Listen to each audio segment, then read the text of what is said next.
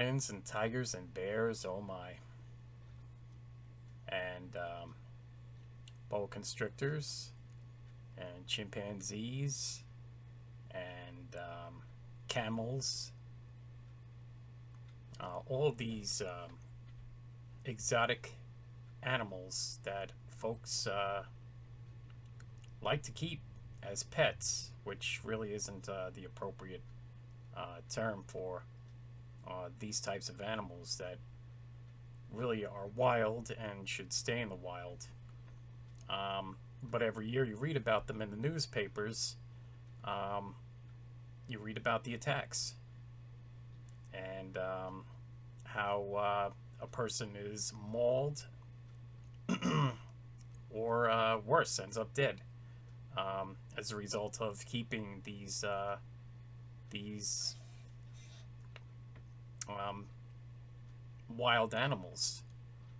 And I stopped short of saying dangerous because they're only dangerous when they're in the company of, or potentially dangerous in the company of human beings.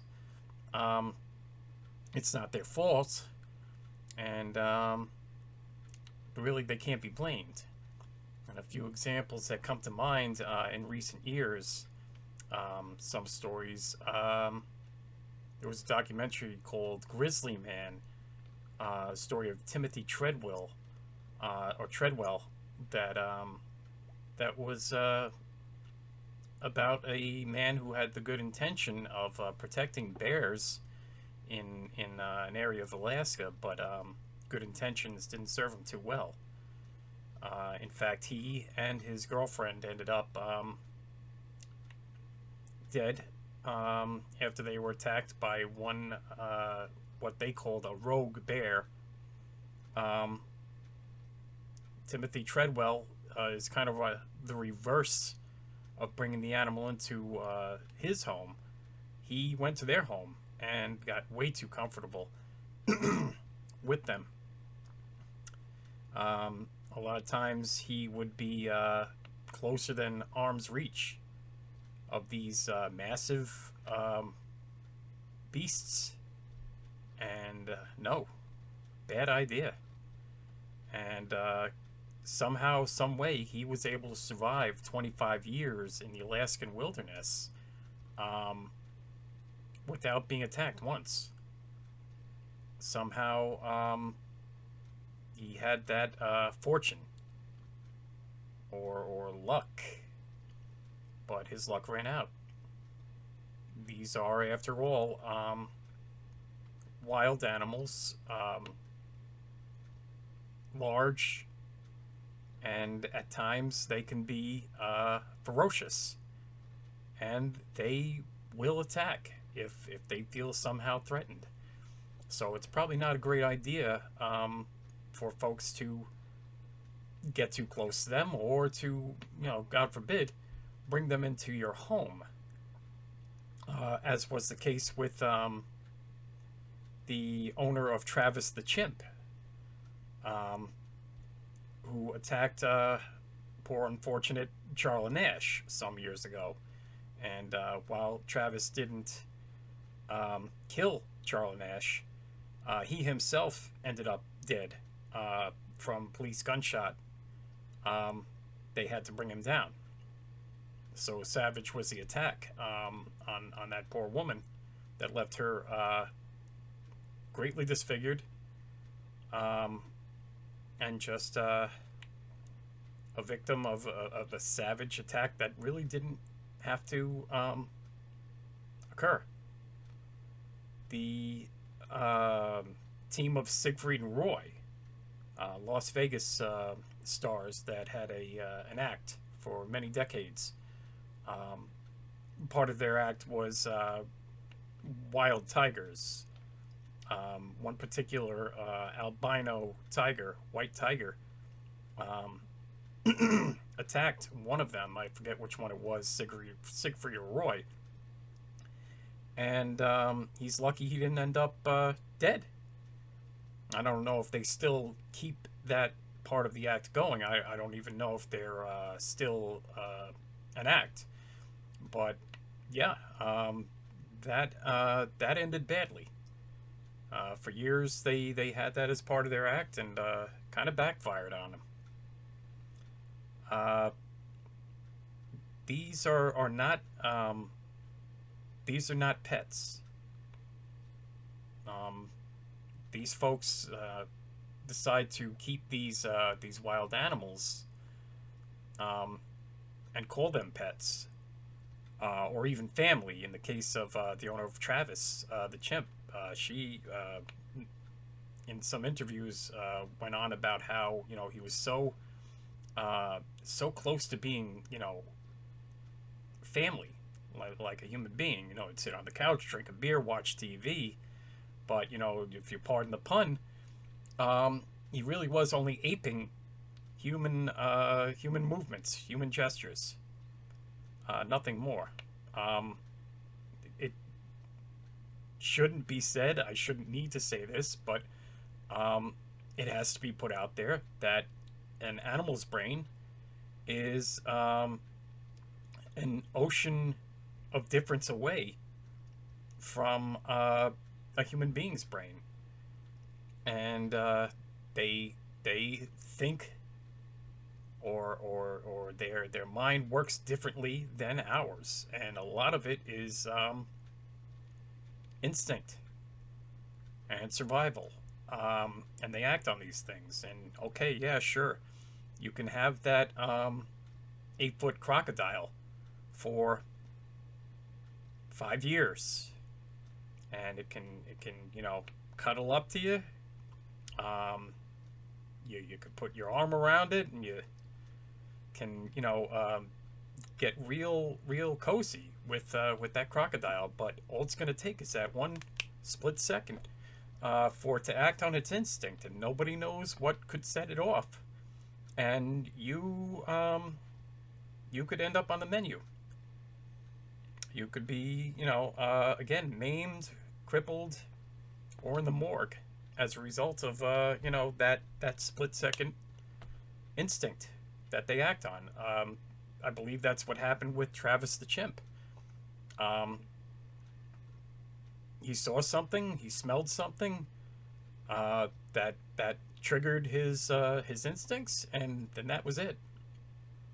Um, and oh boy, do I have a healthier respect for the strength of a chimpanzee. I'm not going to go into the gory details, but it took quite a lot to bring him down. And we're talking about relatively diminutive creature, as opposed to the height of a human being. They're short in stature, but the strength. This is not something I want to bring into my home. It's a potential time bomb. Leave the animals in the wild. The wild animals belong in the wild. I don't even like the idea of animals in a zoo or in a circus. Um, I think that by and large they can't be comfortable in that kind of environment, nor should they be in that kind of environment. It's not natural for them.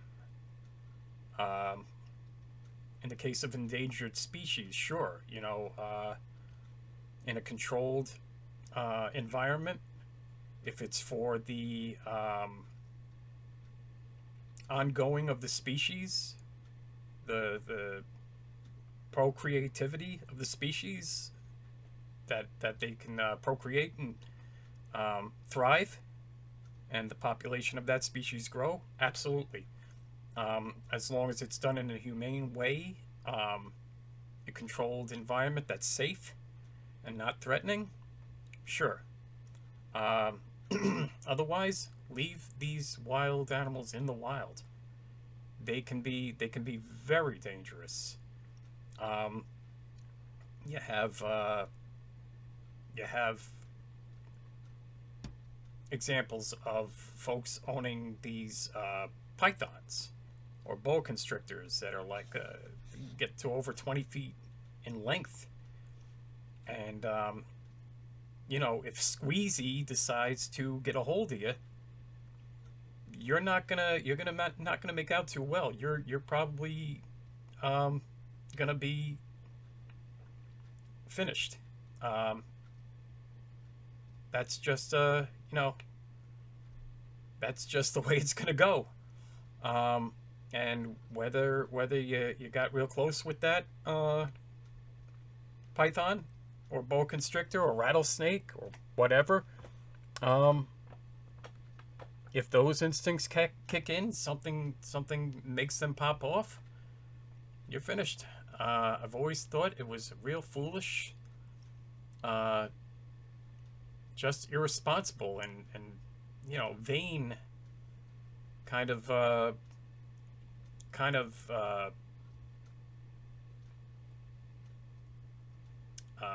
need for vanity, for attention.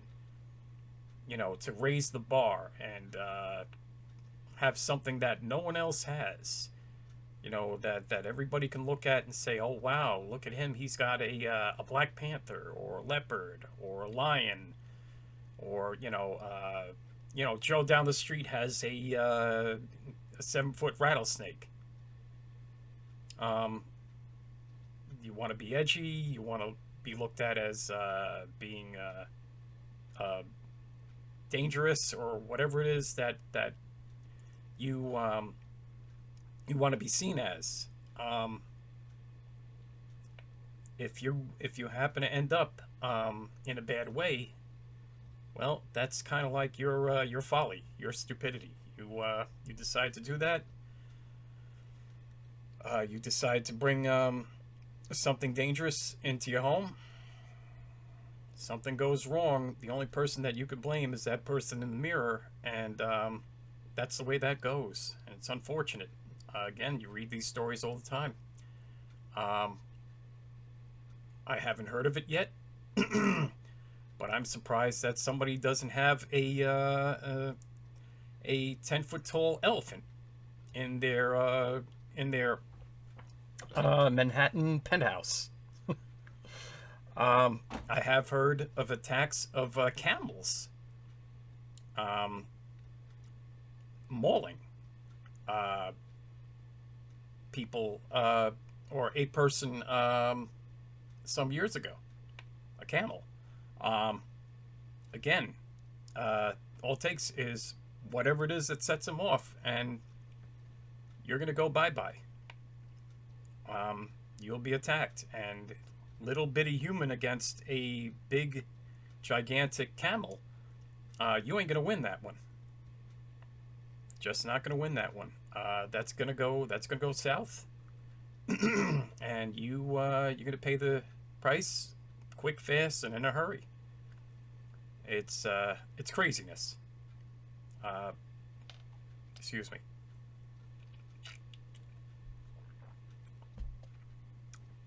Cats and dogs. Reasonably sized snakes, turtles, um, most species of birds, or a good number of birds. Domesticated birds or animals, um, things that have had generations of time to become domesticated. Your little kitty cat and your little puppy dog. Um, while they do have the potential to attack, it's a far cry less um, dangerous than an attack from something like somebody that owns a chimp or keeps the company of a bear. Um, Again, I had to learn my own lesson years ago when I had my little kitty cat Meow. God rest his soul. He's up there in heaven now. Um, I had to I had to take him to the vet after 14 years. Uh, Bless every day that he was with me and he was my love. Um, but when I first got him, uh, I remember he schooled me real quick. I'd gotten a vacuum cleaner that I had found and brought it into my apartment. And, he did what animals do. There's something different in their environment. They check it out. They sniff it. They look it over. They want to know, what's going on. And I remember I wanted to test this thing out and tried to shoo him away. Went to pick him up because he was intent on checking out this vacuum cleaner. And he grabbed hold of my leg and would not let go. All four of his paws, all of his claws, and his teeth. And he showed me who was boss. He showed me real quick that no, listen, I'll take care of business here. I'll let you know when I'm done with checking this thing out. And you want to step in? Okay, but now you're gonna go to school. And I developed a real good respect for that kitty cat. And yeah. So if you think that a kitty cat can really hurt you, if that instinct to survive, to protect, to fight comes out, that kitty cat, if he really wanted to, if he was really motivated, could have taken me down. All it would have taken were a couple of claws in the right spots, and yeah, I I would have survived the attack, but I would have been hurting, and as it is, I was hurting afterward. But I could have been in a lot worse shape. So you think about the relative difference between a kitty cat, house cat, and a much larger cat in a puma or a black panther or a tiger or a lion. And these, you've seen them. People have owned these. Mike Tyson used to have, I think he had a lion or two. You remember this Tiger Man that that had that show on cable or on Netflix, whichever it was. Very famous for having something like 50 lions, if not more. When you roll the dice, you can only roll them so many times. It's just, it's just not a good idea. Exotic animals, wild animals, belong in the wild. Not in an apartment, not in your house. No, no. They belong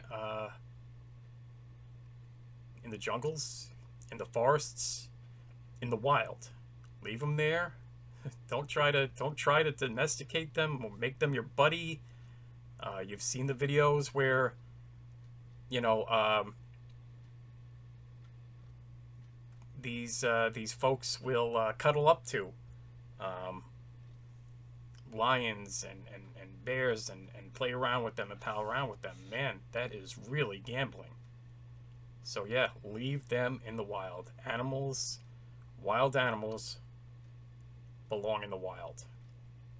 And yeah, that's just the end of the story. More later.